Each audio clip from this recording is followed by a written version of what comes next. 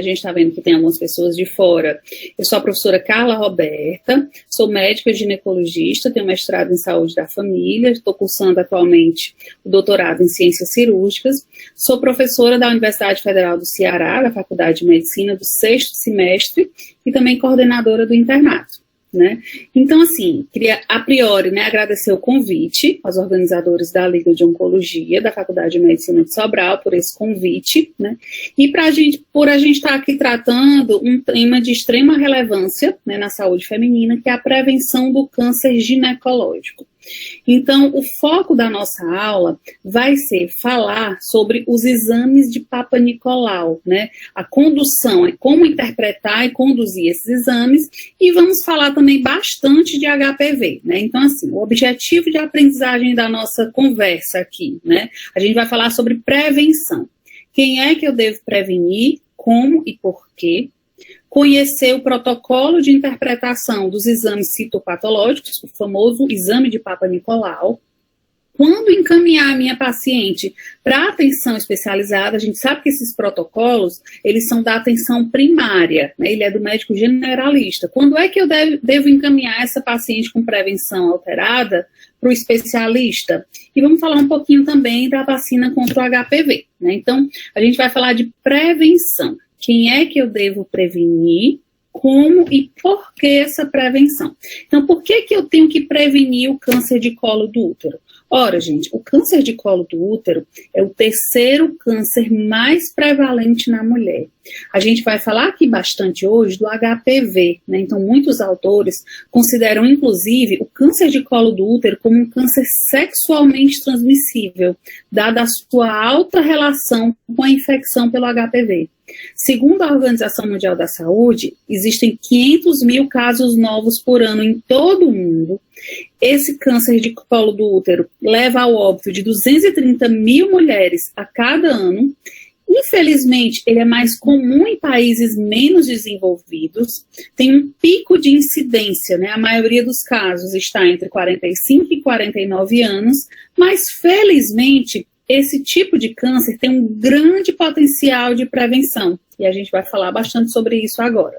Então, aqui só demonstrando, né, a estimativa de casos novos em 2020, onde está mais escurinho, né, é onde a prevalência é mais elevada, né, então a gente vê que é principalmente em países subdesenvolvidos, assim como a mortalidade também é mais comum em países menos desenvolvidos, que é onde está mais escurinho.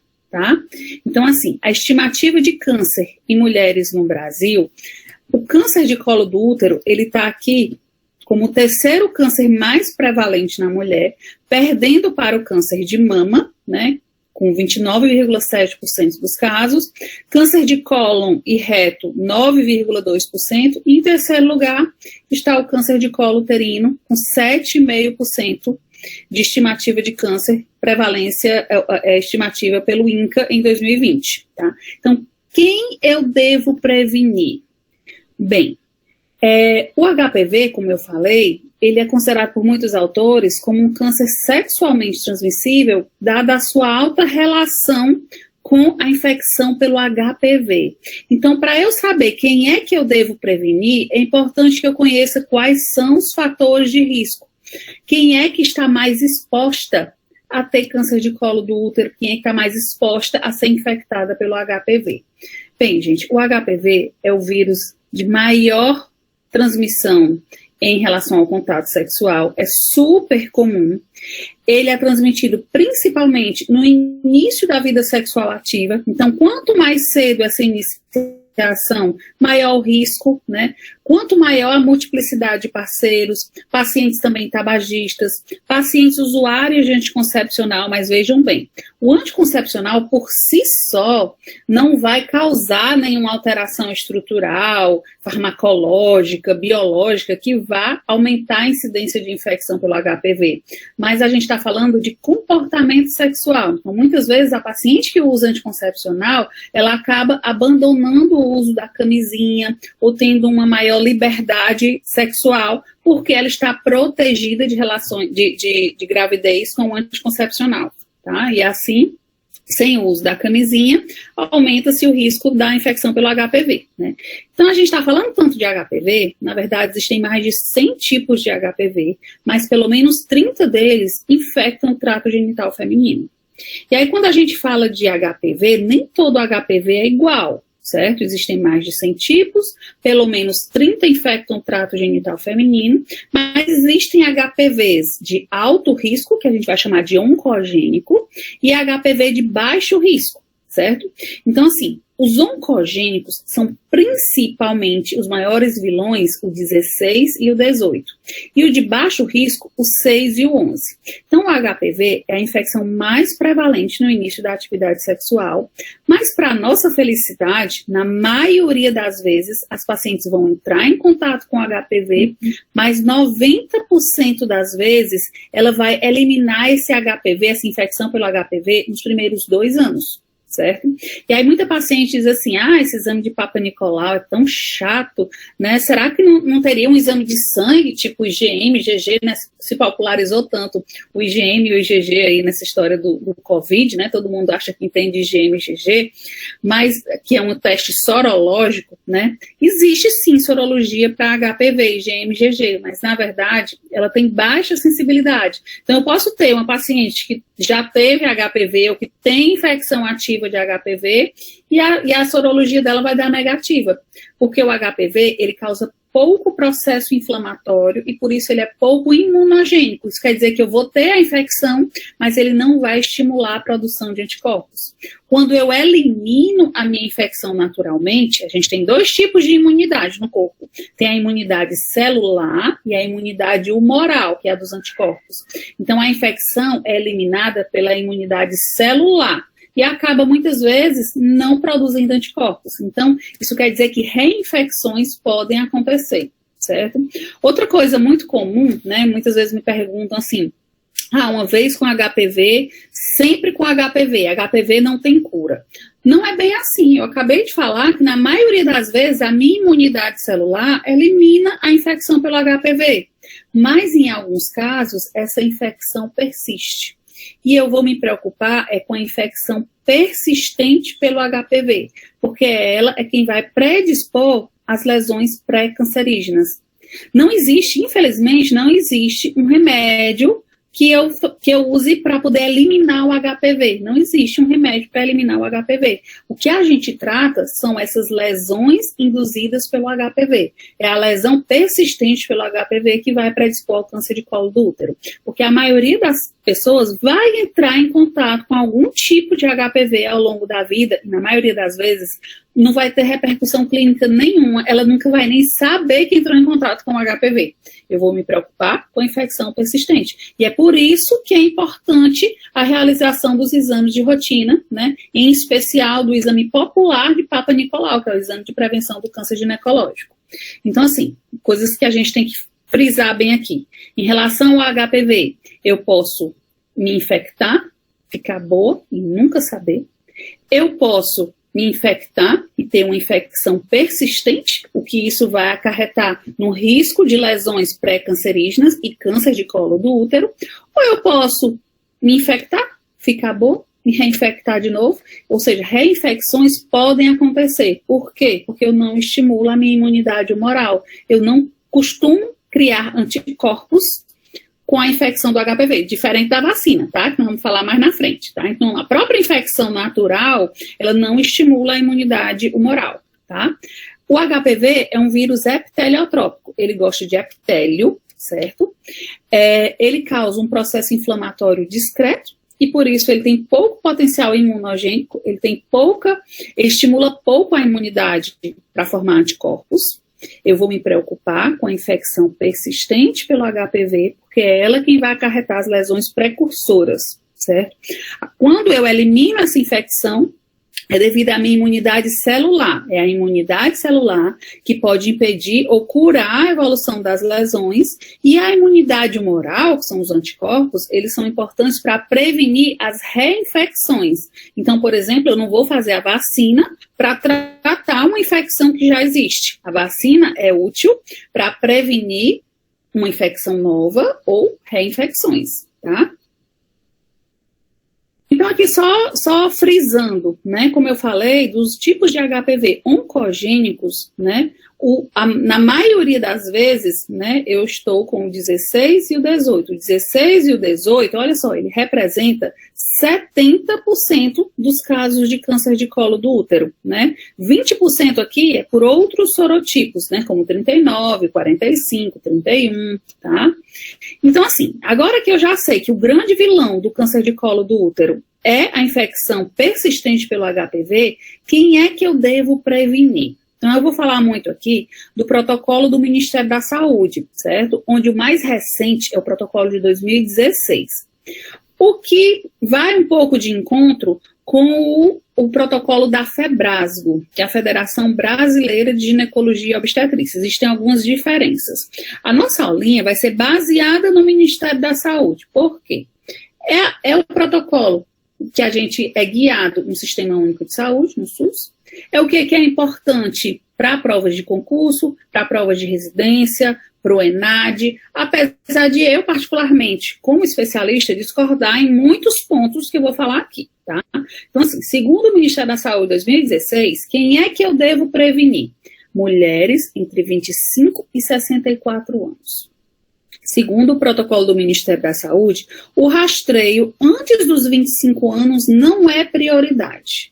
Por que o protocolo do Ministério da Saúde traz isso? Primeiro, quando eu crio um protocolo, quando é criado um protocolo, isso é baseado na taxa de morbidade, quantas pessoas adoecem por determinada enfermidade, mortalidade, qual é a chance de morrer, assim como questões estruturais, questões econômicas, né? É um protocolo para guiar determinadas condutas em todo o território nacional, levando em consideração morbidade, mortalidade, custo, né? Então, assim, vocês viram que eu falei no comecinho da aula que o pico de incidência é entre 40 e 45 anos, né? Então, assim, a maioria vai sim entrar em contato com o HPV no início da vida sexual reprodutiva, mas a maioria também vai eliminar essa infecção pelo HPV, pela sua imunidade celular, naturalmente.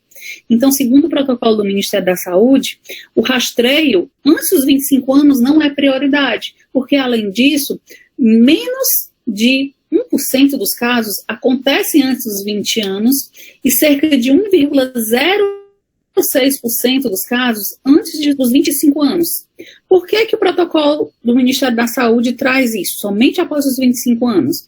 Porque a maioria vai ficar boa se eu não fizer nada. Então, para evitar o supertratamento e diminuir a morbidade, que seria o adoecimento ocasionado pelo supertratamento. Que tipo de adoecimento seria esse?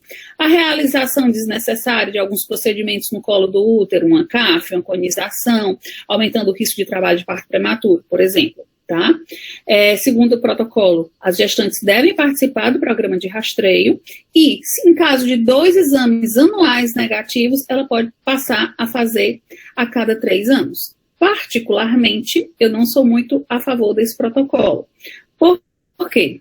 Eu faço um ambulatório de patologia cervical, né, no serviço público, tá? E a gente vê, sim, uma parcela considerável de pacientes mais jovens, com lesão de alto grau, ou mesmo com câncer de colo do útero. Óbvio que a minha visão, ela é uma amostra viciada, porque é um protocolo, é um ambulatório especializado em justamente atender esse tipo de alteração. Então, eu atendo mulheres de toda a região que chegam ao meu ambulatório com alterações, com lesões pré-cancerígenas, ou mesmo com câncer de colo do útero, jovens, né? No nosso meio, gente, as meninas muitas vezes costumam iniciar a vida sexual ativa com 13, 14, 15 anos. Então, aos 25 anos, em média, a gente tem 10 anos de história natural pela infecção do HPV, né? O que é importante, tá?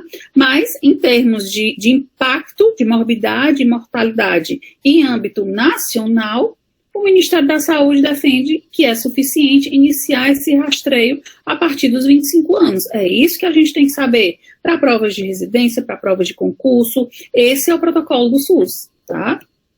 Segundo a Febrasgo, o que eu acho uma iniciativa mais sensata, esse rastreio deve ser iniciado em até 3 anos do início da vida sexual, tá? Então, como é que eu vou realizar essa tal dessa prevenção? Então, o que é prevenção? É um conjunto de medidas que visa prevenir determinado evento. E quando eu falo em prevenção, existe a prevenção primária e a prevenção secundária. Quando eu falo de prevenção primária, eu estou falando em remover fatores de risco, certo? E prevenção secundária é eu detectar precocemente determinado evento. Então, em relação ao HPV, o que seria a prevenção primária? Mudança do comportamento sexual. Eu remover esses fatores de risco. O uso da camisinha. Aqui o uso da camisinha está como discutível, porque a camisinha, ela protege parcialmente contra a maioria das DSTs, né? Eu falei que existem mais de 100 tipos de HPV. Existe um HPV de baixo risco que ele causa lesões verrucosas, lesões condilomatosas. Então, se eu tenho condiloma, né, lesões verrucosas no introito vaginal, na base do pênis, no testículo, acaba que vai entrar em contato e pode transmitir também. Mas é importante porque ele previne principalmente o contato com o colo do útero. Lembrando que a camisinha, ela deve ser colocada antes de qualquer contato genital, para que ela seja efetiva na prevenção de DSTs, né?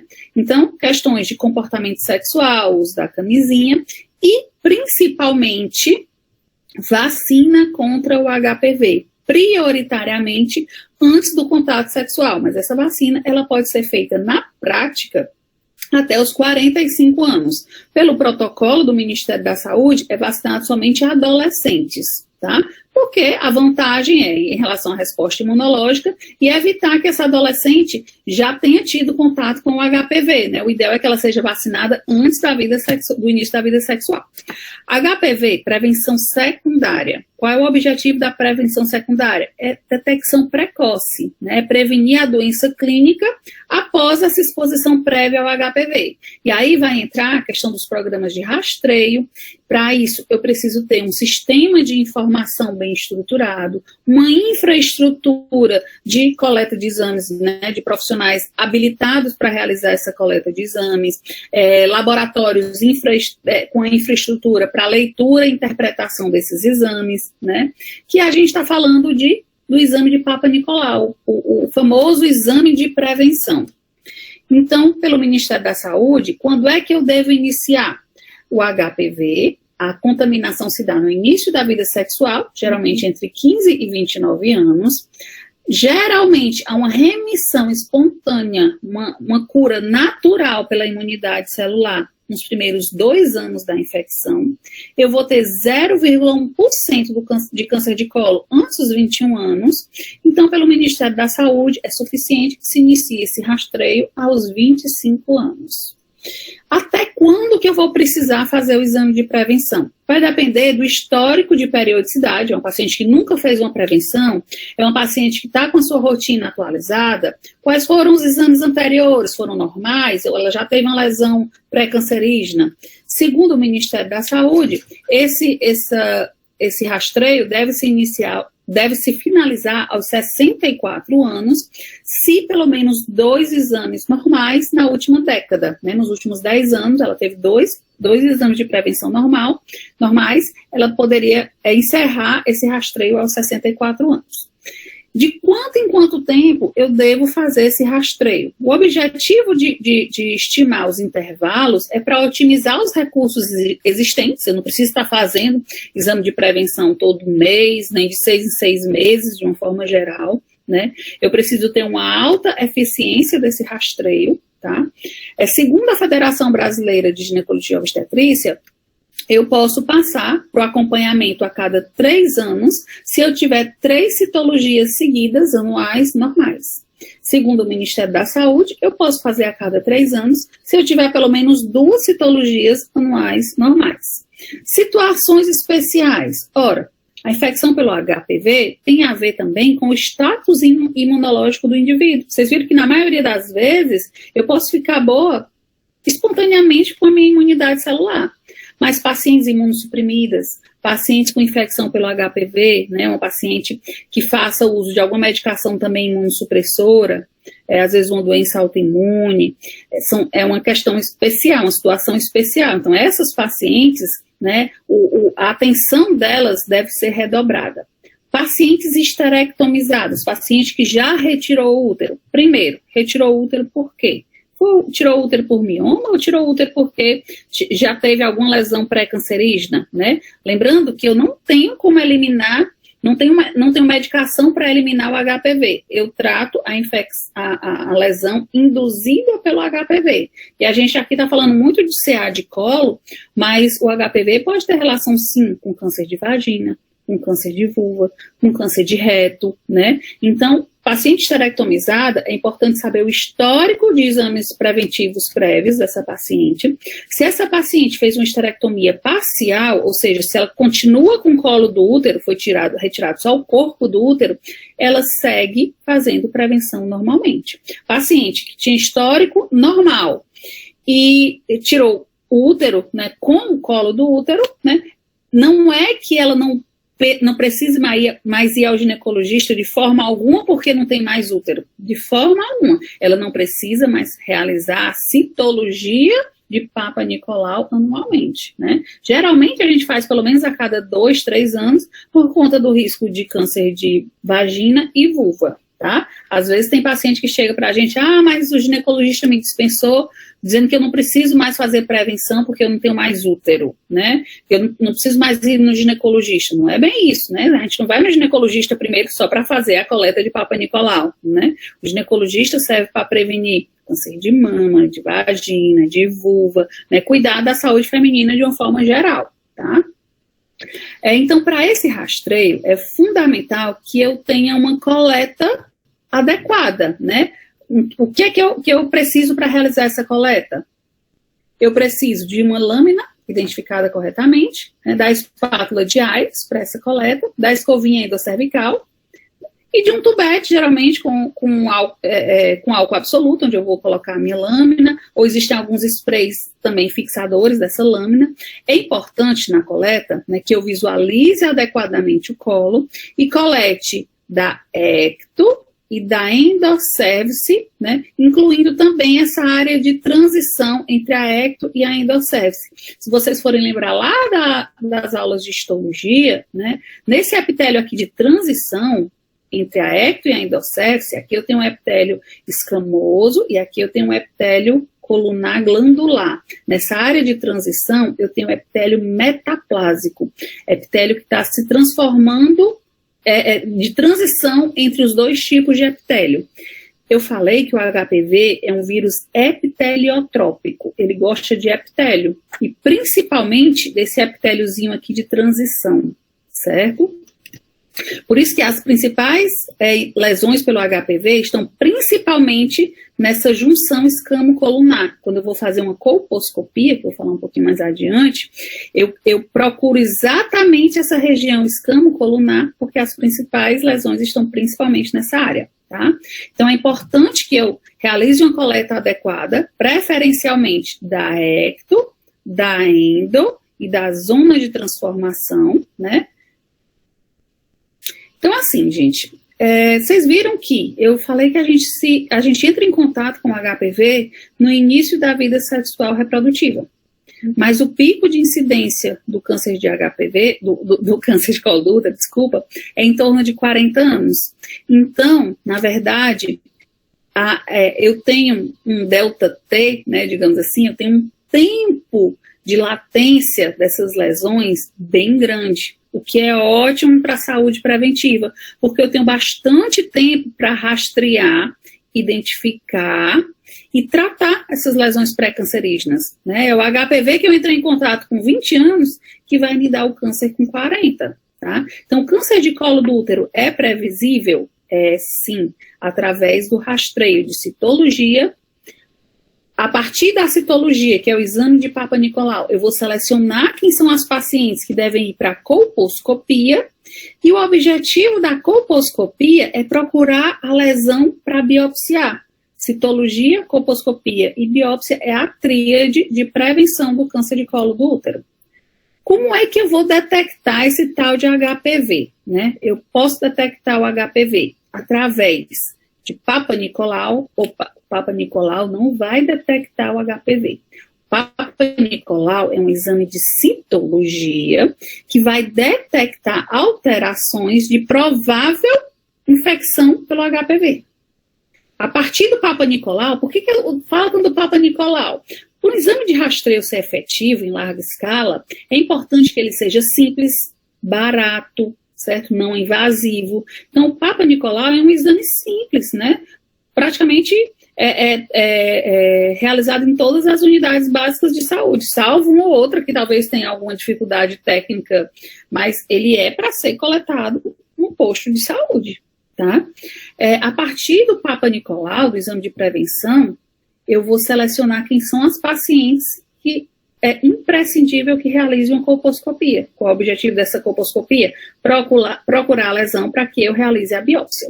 Existe o teste de captura híbrida do HPV. O teste de captura híbrida é um teste molecular que vai detectar a presença do HPV. Inclusive, existem alguns painéis que inclusive, eles diferenciam se a paciente tem HPV dos sorotipos de alto risco, que são os oncogênicos, ou de baixo risco, né? O teste de captura híbrida, aí muita gente diz assim, eu quero fazer essa captura híbrida, eu não quero fazer exame de Papa Nicolau para saber se talvez eu tenha uma alteração. Eu quero fazer a captura híbrida, que já vê logo é o RG do DNA, do HPV, né? Mas acontece que, pensa aí, se eu disse que a maioria das pacientes vão entrar em contato com HPV, se eu sair fazendo captura híbrida em todas, né, e a boa parte, em algum momento, vai ter essa captura híbrida positiva, na verdade, isso vai gerar bem mais angústia do que, de fato, um dia ela vai ter alteração no exame de prevenção ou vai ter câncer de colo do útero, né? Então, a captura híbrida é muito útil, sim, principalmente no segmento em que eu estou com dúvida, né, entre a citologia, a colposcopia e a biópsia, tem alguma divergência entre esses exames, então ela serve tipo de tira-teima, né? Ou no segmento de pacientes que já tiveram lesão de alto risco pelo HPV, né, lesão de alto grau, tá? Então, a captura híbrida é, sim, um exame interessante, mas não de rastreio em larga escala, certo? Além de ser bem mais caro, tá? Citologia oncótica, né, que é o exame de Papa Nicolau. Existem duas formas, que é a citologia convencional e a citologia em meio líquido. A citologia convencional, essa tradicional que eu mostrei um pouco antes, né, que a gente usa a lâmina, a espátula de Aires, a escovinha Citobruch, né. Esse exame, ele é mais simples, mas ele é bastante efetivo, certo? Mas ele tem uma desvantagem. O exame convencional, a citologista, ela vai avaliar só o que eu coloquei na minha lâmina.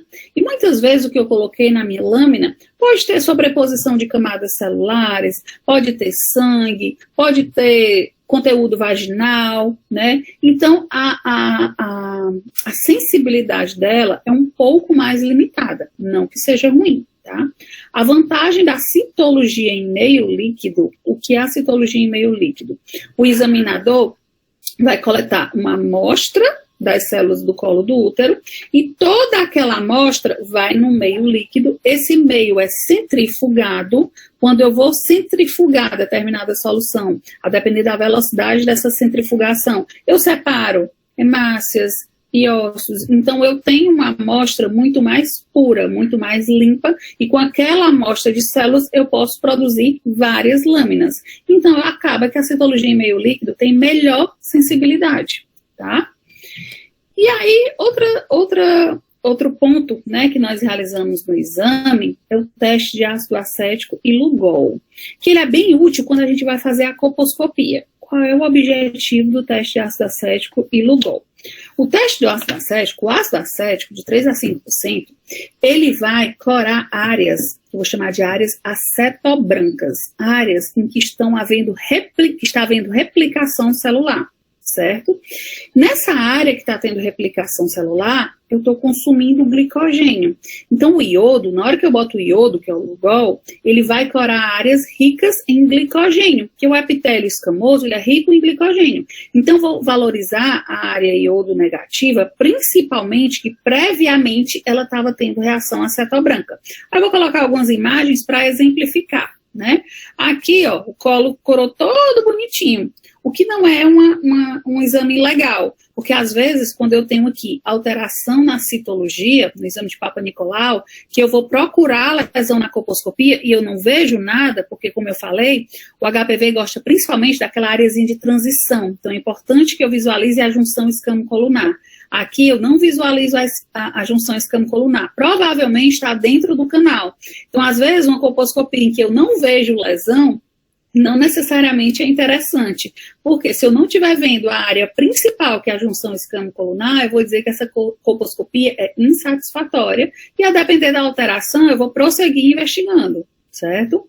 Então, aqui só mostrando, né, ó, teste do ácido acético, fica essa areazinha esbranquiçada, certo? E na hora que eu coloco o iodo, essa área não cora, tá?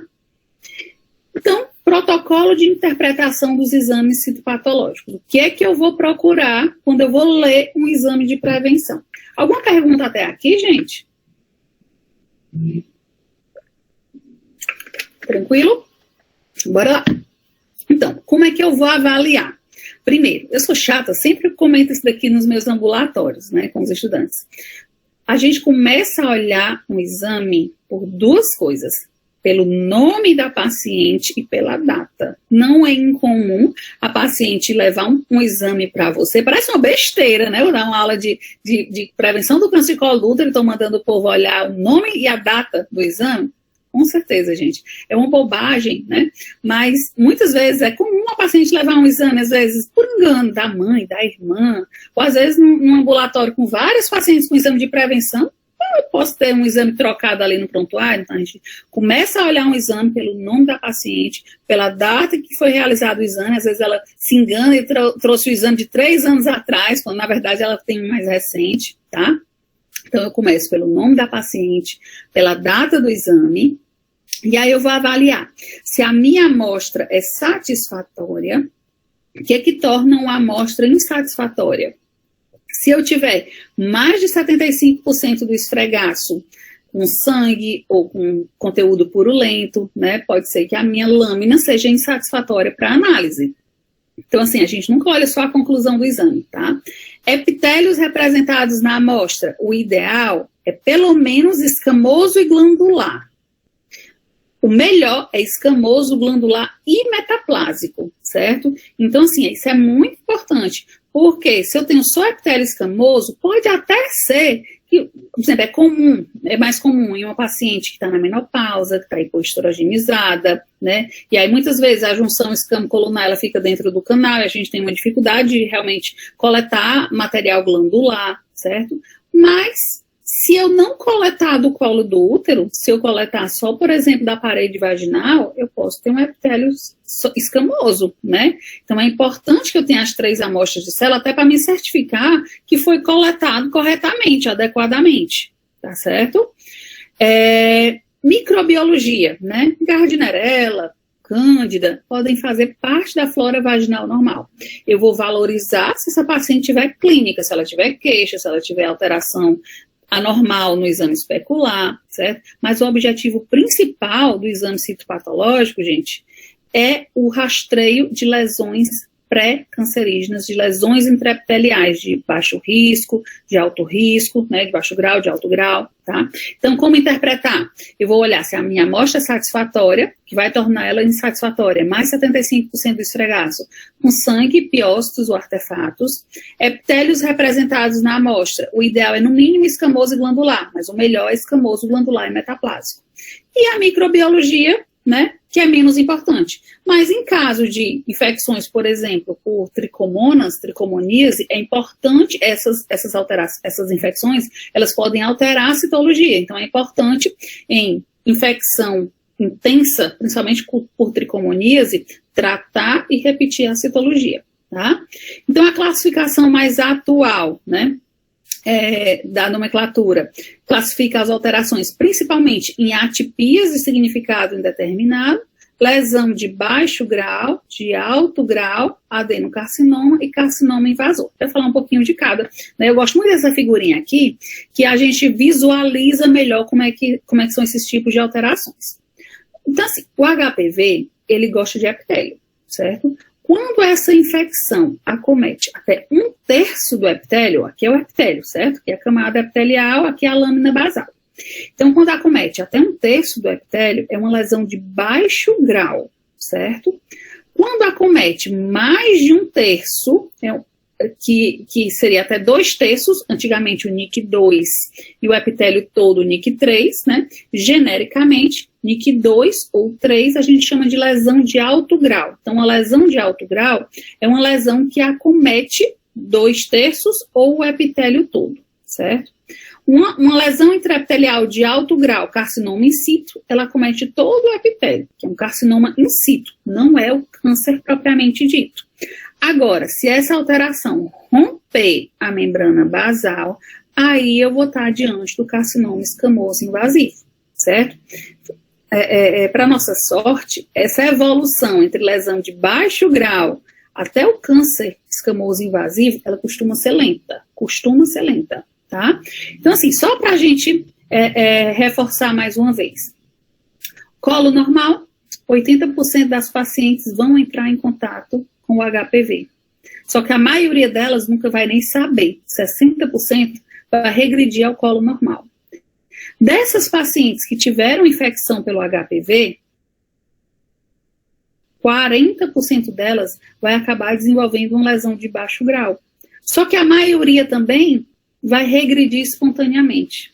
Dessas pacientes que têm uma lesão de baixo grau, 40% delas vai evoluir para uma lesão de alto grau. Só que olha só, a minoria, uma lesão de alto grau, a minoria vai evoluir para uma lesão de baixo grau. Essa paciente com lesão de alto grau que eu não tratei, 40% delas vai evoluir para um câncer microinvasor. Olha só, não tem mais setinha voltando aqui. Câncer microinvasor não tratado vai se transformar num câncer invasivo. E o câncer invasivo que eu não tratar vai evoluir à morte, né? Então, assim, a maioria vai entrar em contato com HPV, mas a maioria não vai ter nada. Eu vou me preocupar com quem? Com quem está evoluindo nessa escalinha aqui. Uma infecção persistente pelo HPV, certo? Então, eu gosto muito desse quadrinho, que ele resume bem as indicações de colposcopia, né? Aqui é baseado no protocolo do Ministério da Saúde 2016. Então, assim, das alterações que eu posso encontrar no exame de Papa Nicolau, eu posso ter células escamosas atípicas de significado indeterminado. O que é isso? A citologista, quando foi ler a lâmina, ela encontrou alterações que ela não conseguiu classificar como lesão de baixo grau, mas também não está normal. E aí, eu vou chamar essa transição entre o normal e a lesão de baixo grau, em atipia de células escamosas, possivelmente não neoplásica. Mas, em algumas vezes, ela acha que tem uma lesão pelo menos de baixo grau e não descarta que não seja de alto grau. Aí eu vou chamar de atipia de células escamosas.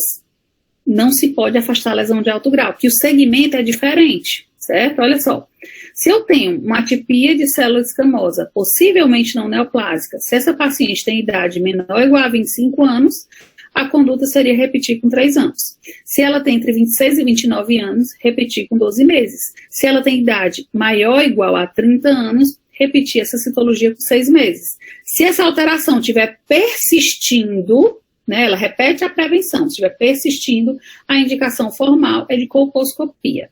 Mas se ela tem uma lesão, uma atipia de células escamosas, não se pode afastar a lesão de alto grau, a indicação seria encaminhar para a colposcopia. Alteração glandular, sempre encaminhar para a colposcopia, lembrando que o câncer de colo do útero mais comum, ele é do tipo escamoso e não glandular. Então, pacientes com alteração glandular ou adenocarcinoma com idade maior do que 35 anos, investigar endométrio e ovário, tá? Lesão de baixo grau, se ela tem idade menor ou igual a 25 anos, repetir com 3 anos. Idade superior a 25 anos, repetir em 6 meses. De lesão de alto grau para pior, sempre encaminhar essa paciente para colposcopia. Então, quando é que eu vou encaminhar para atenção especializada, né? Qual é o objetivo da colposcopia? O que é a colposcopia? A colposcopia nada mais é do que um exame em que eu tenho uma lente de aumento para eu observar as alterações do colo do útero, né? Eu vou procurar vasos atípicos, vasos alterados, né? Que a gente chama de vasos em mosaico ou vasos em pontilhado. Nada mais é do que o vaso em mosaico é uma alteração vascular que eu estou vendo nessa incidência, e em pontilhado eu estou vendo nessa incidência, tá? Eu vou colocar o ácido acético e vou procurar alguma reação acetobranca, que vai me indicar que está tendo replicação celular. Vou colocar o iodo e eu vou ver que ali está tendo consumo de glicogênio, então eu vou procurar uma área alterada. E o objetivo da minha colposcopia é encontrar essa área alterada para eu realizar a biópsia, né? A tríade de prevenção, citologia, colposcopia e biópsia, né? Aqui é mostrando alguns exemplos, né, de imagens, essas imagens são minhas, tá? De lesão intraepitelial de baixo grau, né? Aqui, ó, você vê nessa área do iodo que está mais amareladinha, né? Aqui a biópsia da paciente deu uma lesão de baixo grau. Aqui ela reage um pouco com ácido acético, né? Quando a gente coloca o iodo, ó, não reage. Todas aqui lesão de baixo grau. Ó, ácido acético positivo. Na hora que a gente coloca o iodo, onde estava ácido acético positivo, ó, ele fica mais amareladinho aqui com o iodo. Ó. É uma área que a gente encontra para biopsiar. Essas biópsias deram lesão de baixo grau. Aqui mostrando algumas atipias vasculares, tem uma luzinha verde no colposcópio, que a gente joga essa luzinha e a gente evidencia melhor. Tá vendo como a gente visualiza de forma muito mais detalhada um colo do útero com uma colposcopia, né? Aqui são atipias vasculares, tá? Na colposcopia, né, no exame especular, a gente também visualiza algumas alterações, né? Aqui é uma lesão polipode esofítica, né, que é um paciente já esterectomizada, né, deu uma lesão benigna na biópsia, né. Aqui também um pólipo em colo uterino, também uma lesão benigna. A gente tem também a vulvoscopia, que é a avaliação com o colposcópio, né, da vulva, né, aqui mostrando uma lesão hipercrômica de coloração heterogênea e bordas irregulares, muito parecido com uma lesão de melanoma, mas a biópsia dessa paciente deu benigna, ela é acompanhada com a dermatologista, tá? Então, o objetivo da colposcopia é encontrar as lesões, né, e biopsiar. Em algumas vezes, eu posso dispor de um recurso que é o ver e tratar. E aí eu vou realizar um CAF. CAF significa cirurgia de alta frequência, ou EZT, que é a exéresis da zona de transformação, em que eu tenho várias alças, né, que eu vou conectar a um aparelho, a um eletrocautério, né, e essa alça, ela vai cortar o colo do útero e retirar um pequeno cone do colo do útero. Esse cone vai ser do tamanho, né, de acordo com o tamanho da lesão e da alça que eu vou utilizar. Tá? Aqui observando, né, uma conização com alça de CAF, né, ó, à medida que eu vejo a alteraçãozinha, eu posso com anestesia local, né, a gente entra com uma alça, que ela conduz uma corrente elétrica, e aí eu vou retirar um cone do colo do útero, e é um procedimento ambulatorial, né, faz parte do tratamento das lesões do HPV, tá? Aqui, ó, uma lesão de alto grau, a biópsia dessa paciente foi NIC2, tá? A gente anestesia, e faz a CAF para retirar a lesão. Importante, né? Antes de encaminhar a paciente para atenção especializada, né, aqui falando em nível de SUS, né, lembrar do protocolo de segmento e respeitar as indicações de colposcopia. Então, lesão de baixo grau, por exemplo, a indicação é repetir a citologia e encaminhar para a colposcopia em caso de persistência da alteração. Lembrar de tratar as vulvovaginites antes de encaminhar para a colposcopia, se a paciente tem uma gardnerella, uma candidíase, uma tricomoníase, tratar antes dela fazer a colposcopia, né? E sempre discutir os casos em caso de dúvidas. Então, quando é que eu vou encaminhar a paciente para atenção secundária? Em caso de lesão intraepitelial de baixo grau persistente, eu vou repetir, deu o mesmo resultado, encaminhar para atenção secundária, encaminhar para a colposcopia. Em caso de atipia de células escamosas, possivelmente não neoplásica, persistente, e em caso de atipia de células escamosas, não se pode afastar lesão de alto grau, ou pior, alteração glandular, lesão de alto grau não se pode excluir microinvasão, carcinoma invasor ou adenocarcinoma. É muito comum a gente receber encaminhamento da atenção primária de ectopia cervical. O que é a ectopia cervical? Inclusive é bem comum. A ectopia cervical, popularmente chamada de raladura, né, não tem nada a ver com uma lesão traumática, certo? Essa alteração, ela pode ser uma alteração fisiológica normal, principalmente em mulheres jovens. Nada mais é do que uma exposição do epitélio colunar que tem dentro do canalzinho do colo na ectocerce. Aí dá essa impressão, né, de o que a gente chama de ectopia, né, mas para a paciente ela chama de raladura, que chama de ferida, né, mas pode ser uma alteração normal, fisiológica, comum em mulher jovem.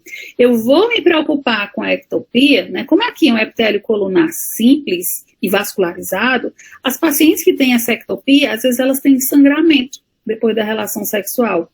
Então, a paciente com sinusorragia, que é sangramento após a relação sexual, por ectopia, que eu já fiz uma citologia, já investiguei, estou vendo que ali não é nenhum câncer, não é nenhuma infecção pelo HPV, essa paciente teria indicação de fazer cauterização, né? O que é a cauterização? Eu vou cauterizar, eu vou queimar esse epitélio, né? Para causar um processo inflamatório e ali formar epitélio escamoso, que é um epitélio mais resistente, certo? Então, quando é que eu devo tratar a ectopia cervical? Ou se tiver alteração na citologia, exame de prevenção, ou se ela tiver prevenção normal, mas ela apresenta sangramento, certo? Agora vamos falar um pouquinho sobre a infecção clínica do HPV, que é a lesão condilomatosa, né? A infecção clínica é aquela que eu consigo visualizar a olho nu, né? Ela é representada principalmente pelo condiloma acuminado, que apesar de assustar muito mais as pacientes, eles têm um potencial carcinogênico muito baixo, certo? Ele se dá pelo HPV de baixo grau, são tumorações geralmente múltiplas, de aspecto, né, assim, ó, papilar ou micropapilar, é conhecido popularmente como crista de galo. O condiloma é a expressão clínica do HPV, ele tem um período de latência de 3 semanas a 8 meses, se dá, né, por esse contato, né, com superfícies contaminadas, e ele vai ocasionar lesões verrucosas benignas devido à inoculação viral na camada basal do epitélio. 90% das vezes é o HPV 6 e o 11. Na maioria das vezes, essas lesões, elas têm curso autolimitado. Se eu não fizer nada, o paciente vai ficar bom sozinho, mas eu tenho várias formas de tratar. Desde método excisional, tirar a lesãozinha com bisturi, com anestesia local, métodos destrutivos, né, como ácido tricloroacético, na concentração de 50% a 90%, né, ou imunomoduladores, como o imiquimod, tá? Tratamento de escolha na gestante é a aplicação do ácido tricloroacético. Inclusive, lesão condilomatosa não contraindica parto normal, só contraindica o parto normal se a paciente tiver lesões tão exuberantes que obstruam um canal de parto, por exemplo, tá? O diagnóstico é clínico, é a visualização dessas lesões verrucosas, que elas podem ser bem variáveis, coloquei várias fotos aqui, geralmente com aspecto em couve-flor, mas elas podem ser planas, múltiplas, né? Diagnóstico subsidiário, na dúvida, eu posso utilizar um exame de Papa Nicolau, a vulvoscopia, uma biópsia, um teste de biologia molecular, mas de uma forma geral não há necessidade, é a visualização das lesões. Tá? Aqui mostrando algumas alterações que eu retirei do Manual da Febraso de 2010, tá? Condilomatose vulvanal em criança de 1 ano, sem história de violência sexual, provavelmente por fômites. Eu coloquei isso, que é o que tem exatamente na descrição do manual, tá? Para lembrar, né, 2 coisas importantes. Primeiro, lesão condilomatosa vulvanal em criança de 1 ano, sempre pensar em abuso sexual, certo? Mas também essa transmissão do HPV, principalmente o HPV de baixo risco, também se dá por fômites, por objetos contaminados. Então, ela pode entrar em contato com algum objeto previamente contaminado e se contaminar também, tá? Condilomatose acometendo extensamente a genitália externa da paciente, que é várias lesões condilomatosas, tá? Condilomatose em fúrcula vaginal, ó, o aspectozinho micropapilar. Condiloma perineal às 3 e 9 horas, né, aqui na região perianal. Condiloma acuminado em paredes vaginais. Aqui quando a gente coloca ó, o ácido acético e o Lugol, teste de Schiller. Condiloma acuminado em cavidade oral. Agora vamos falar um pouquinho da vacina contra o HPV, tá? No Brasil hoje nós só temos um tipo de vacina, que é a quadrivalente, até bem pouco tempo, até 2020 a gente ainda tinha a Cervarix, que era uma vacina bivalente do HPV 16 e 18, né? Após a pandemia ela acabou sendo descontinuada no Brasil. Então a vacina que a gente tem hoje no SUS é a mesma que a gente encontra nas clínicas particulares, tá? É a vacina Gardasil, quadrivalente. Essa vacina, ela é feita de segmentos externos da molécula viral e ela estimula a capacidade de produção de anticorpos para neutralizar os vírus das células. Lembrando que ela serve para prevenir infecção e reinfecção. Não serve para tratar lesões já existentes. Ela deve ser realizada prioritariamente antes do contato sexual e não é contraindicada acima de 26 anos. A infecção prévia também não contraindica e não é recomendada na gravidez. Não que vá fazer mal, não que ela seja teratogênica durante a gravidez, mas é um período em que não é prioritário esse tipo de vacinação e não existe estudo realizado em gestante para garantir a segurança dessa vacina, tá? No particular, é realizada em mulheres dos 9 aos 45 anos, mas o protocolo do SUS é meninas de 9 a 14 anos. Por quê? Porque o protocolo de prioridade, né? É uma vacina, inclusive, cara, né? Se você for fazer ela numa clínica particular, eu acredito que ela seja, em média, em torno de R$500, 450 a R$550, né, uma vacina cara, e o Ministério da Saúde prioriza os grupos que devem realizar a vacina, que é entre 9 e 14 anos, que prioritariamente deve ser antes do contato sexual, tá? Os meninos também podem ser vacinados. Ok, gente, dúvidas? Querem perguntar alguma coisa? Respeitei mais ou menos o tempo. Foi ótimo, foi um pouquinho menos o tempo e super proveitoso, né? As imagens ajudaram bastante, ajudar a gente a ter mais noção, né, do que de fato está acontecendo. A gente que não tem tanta experiência prática, né, com isso. E uma dúvida pessoal, né, eu acho que o pessoal não botou no chat ainda. Quem tiver dúvida pode ir botando no chat. Pode perguntar, gente, adoro perguntas. Mas eu queria entender melhor se a ectopia que você explicou é a mesma alteração fisiológica que você tinha dito, da mudança do epitélio colunar glandular, né, que tem a parte da metaplasia. Sim. É a mesma questão, né? Sim. A ectopia é uma exposição desse epitélio colunar na ectocerce. Então, ela é fisiológica na maioria das mulheres, principalmente nas mulheres jovens. Certo? E é interessante quando eu for fazer a colposcopia, inclusive, que eu visualize esse epitélio de transição. Só que muitas vezes a gente recebe na atenção secundária pacientes com ectopia fisiológica como uma raladura, como uma coisa patológica, o que na verdade, na maioria das vezes, né, se a citologia é normal e se a paciente é assintomática, eu não preciso fazer nada. É muito mais desanimador para o ginecologista pegar uma paciente com uma prevenção alterada em que eu não visualizo a junção escamocolunar, porque essa lesão pode estar escondida dentro do canal endocervical, entendeu? Então, eu visualizar a JEC é muito bom. Sim, sim. O que mais, gente? Então, doutora... Nosso participante de Goiânia saiu. Já foi embora. Ela ficou até o fim, viu? Ficou até o fim. Foi. De vez em quando ela caía, mas pode ter caído, né? Talvez já ela volta. Doutora, outra coisa. Então, se a junção escamocolonela não for encontrada, não é necessariamente uma alteração por causa do vírus, né? Só não é bom porque... Não.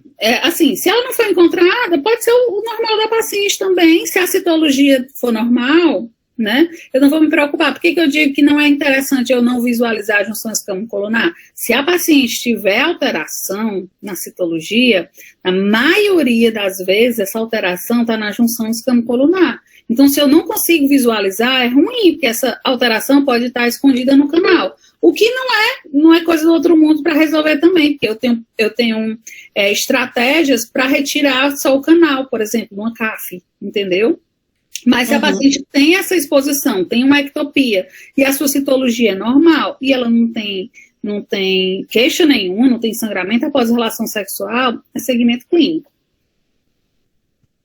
Tá ótimo, doutora, obrigada. Eu não sei se você está conseguindo enxergar, mas Estou vendo aqui. No chat tem uma dúvida. Isso. Não, Cauane. Olha só, a Cauane está perguntando se o condiloma é sempre um sintoma de câncer de colo do útero. Pelo contrário, Cauane, o condiloma, ele se dá pela lesão, pelo HPV de baixo risco, que tem pouco potencial carcinogênico. Eu acabou bagunçando um pouquinho a cabecinha de vocês, mas eu acabei colocando o condiloma porque a gente estava falando de HPV, né? E a gente falando muito de HPV de alto risco para as lesões intraepiteliais, e eu mostrei também a lesão pelo HPV de baixo risco, mas a lesão condilomatosa, ela tem baixo potencial carcinogênico, certo? Agora, lembrar que uma paciente que se expôs a um HPV de baixo risco, nada me impede de eu também ter me contaminado pelo HPV de alto risco. Inclusive é uma DST, e o ideal é que eu ofereça à paciente rotina para DST, né? Ofereça a ela, né? Explicar que isso é uma DST e oferecer exame para HIV, para sífilis, para hepatites, por exemplo, tá? Mas o condiloma, ele é HPV, mas é um HPV de baixo risco, que ele não tem potencial carcinogênico, tá? O que mais?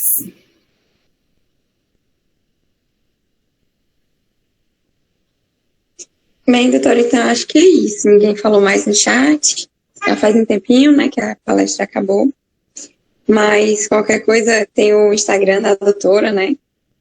A doutora é bem ativa por lá. Mais ou menos, eu estou tentando participar mais. Inclusive, eu prometi já tem algumas semanas de fazer uns vídeos, mas eu sou meio amarrada e o tempo é muito corrido, mas eu vou me organizar para gravar esses vídeos. Fazem algumas semanas já que eu prometo isso, mas eu vou fazer. Vou até ver se eu compro aqueles... Não tem umas fontezinhas, né, para você botar o celular e tal, né? Eu sou meio amarrada nisso, mas eu vou destrinchar.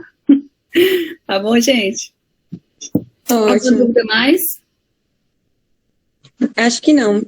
Só elogios, né? Realmente a aula foi muito, muito boa. Eu quem agradeço a oportunidade, tá? Muito obrigada pela participação de vocês, pelos comentários bondosos, tá? Muito obrigada. Pois tchau, gente. Tudo de bom. Boa noite. Beijo. Boa noite. Até a próxima. Tchau.